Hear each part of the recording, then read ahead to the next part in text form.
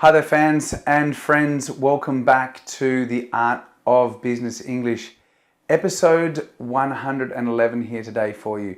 Now, what we're going to be covering is 10 useful collocations for business. Now, if you're not sure, let me just recap what are collocations. Collocations are when we put words together. They're like used, we put words together to form expressions basically. And these expressions alone, I mean, if you put the words alone and translate them individually, it's very difficult to understand the meaning of these expressions. We have strong collocations and we have weaker collocations.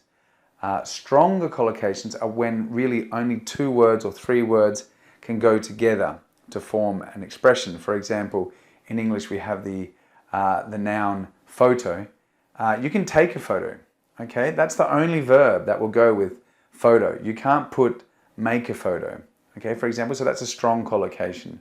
However, if we have the noun break, like take a break, take a Kit Kat, have a break, have a Kit Kat. Sorry, you've got take a break or have a break. So in this case, 2 verbs are able to collocate with the noun break.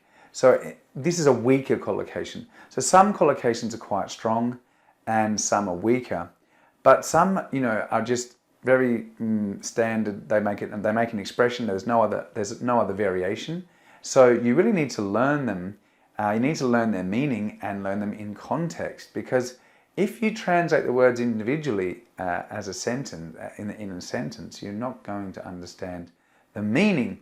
So therefore today what I've got 10 useful collocations that you will be able to use tomorrow in business. And you're going to see from the examples that I'm going to give you that they're really relevant and they can really be applied like tomorrow in your next interaction or business interaction with someone. So let's take a look at 10 useful collocations for business. Right, the first one on my list is a head for figures. So if you have a head for figures or a head for numbers, basically it means that you are good at maths. Okay, you're good at calculating things. So an example would be, Mark has a real head for figures. We ask him to help us with all the numbers, or we ask him to help us run the numbers. Now, if you run the numbers, it means you do some calculations and you work out the profit, the loss, etc. So that's running the numbers. But to have a head for figures means that Mark is good at maths. He's good with numbers. So let me look now at the next one, which is on an annual or weekly or yearly, monthly, daily basis. So when we do something on a time expression plus basis, it means we do it every day, every month, every year, every week, whatever the time expression is that we use. So weekly, daily, monthly, okay, we can put it with basis, and that collocation is used to express that you're going to do it every month or every year, every week. Okay, so let me demonstrate with an example. I would like you to report back to me on a daily basis until we have this crisis resolved. So I'd like you to report back to me on a daily basis until we have this crisis resolved. That basically means that the manager or the person who is asking for the reporting wants it every day. Okay, and when the crisis situation has been resolved, then maybe you won't need to do it every day. All right, so let's look at number 3 on my list, which is an error of judgment. Now, if you make an error of judgment, you make a miscalculation, which means you don't make the right decision, or you've made a wrong decision based on what you perceived or what you thought. So when we make an error of judgment, often it happens, it can happen with people. We thought someone was, a better or nicer person, a more trustworthy person than they were, but we made an error of judgment.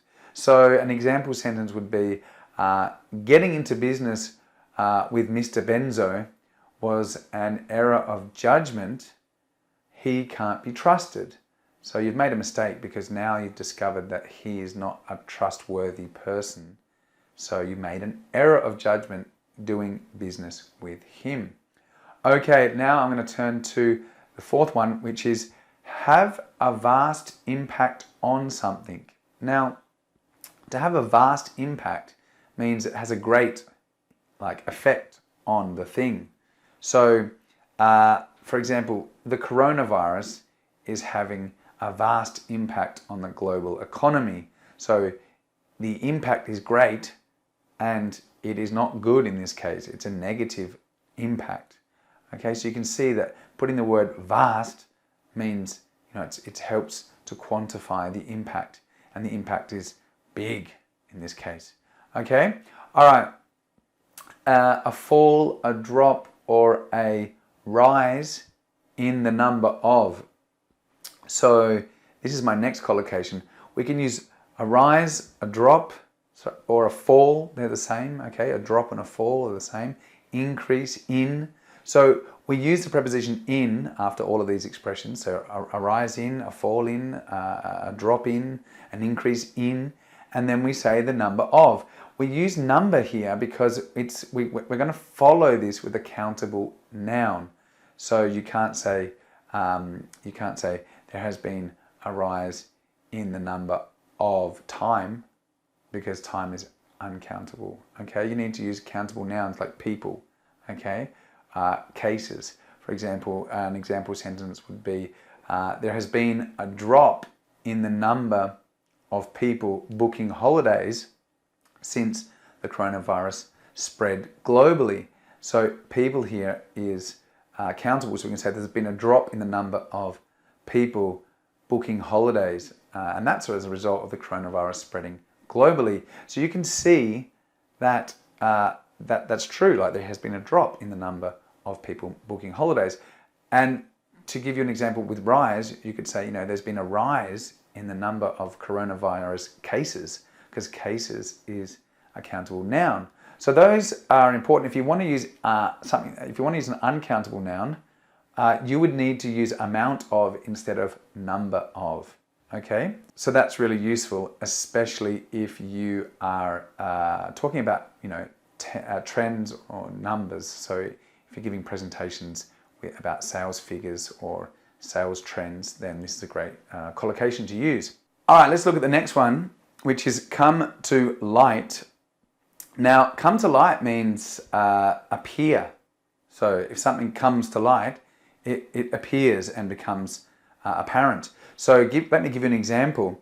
The firm's illegal accounting practices came to light after the CEO was arrested for insider trading. So this basically means that the firm was doing illegal accounting techniques or practices, and this finally came to light after the CEO was arrested for insider trading. So before, the illegal accounting practices were hidden and people didn't know what was happening, and then they came to light. Okay, so that's another collocation that you can use. All right, let me look at the next one, which is a pressing problem. So a pressing problem is an urgent problem. If you have a pressing problem, it means it needs to be solved now. So we have a number of pressing problems that we need to deal with in the next managers meeting. So we have a number of pressing problems that we need to deal with in the next managers meeting, and that basically means we have several important or urgent problems to resolve in the next meeting. Okay, so that's pretty clear, isn't it? All right, let's look at the next one, which is confronted or faced with. So you can be confronted or faced with a problem, and that means that you have met with a problem and you need to solve that problem. So we are currently faced with a supply chain problem as a result of slowing factory output in China.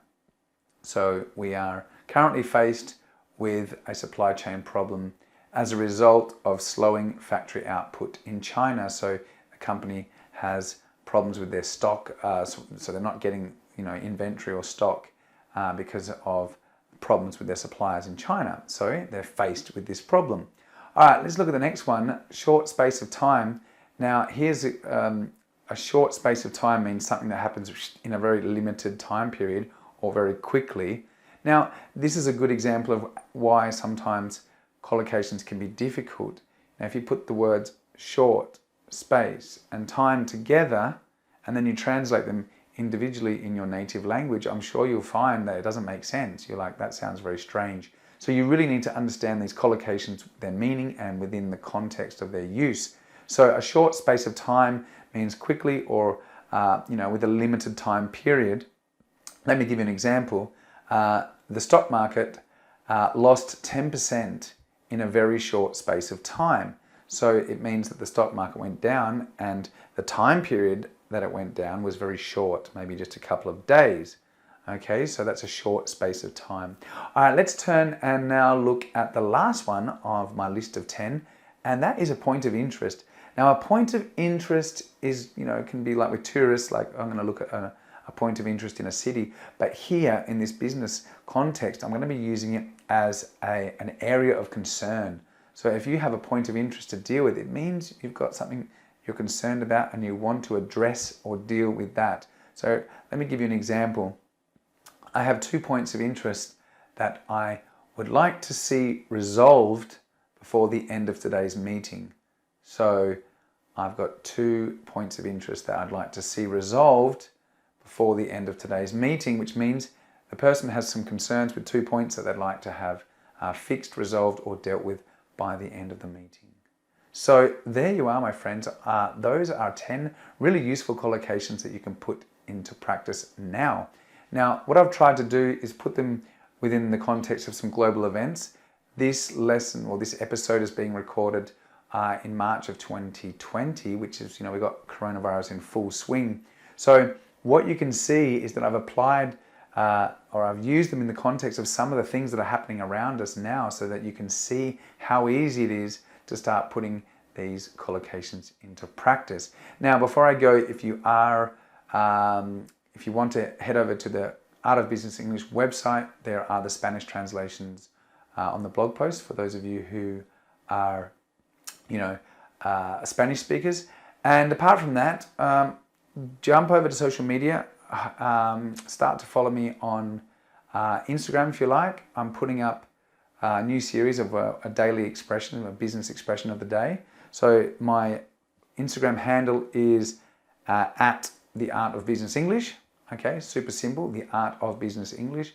And you can also follow us over at our Facebook page. So yeah, check out us on social media and you'll get access to your free word or business expression of the day. And I hope you found this lesson really useful. If you did, comment below, drop in your collocations that you like to use in your daily business interactions. And if you do have a collocation that you've heard, or you've got one that you know but you don't understand how to use it or what it means, then drop it into the comments below and I'll be more than happy to explain it to you and how you can use it properly. So that's it from me. Thanks guys. I'll see you all next week on the Art of Business English. Take care and bye for now.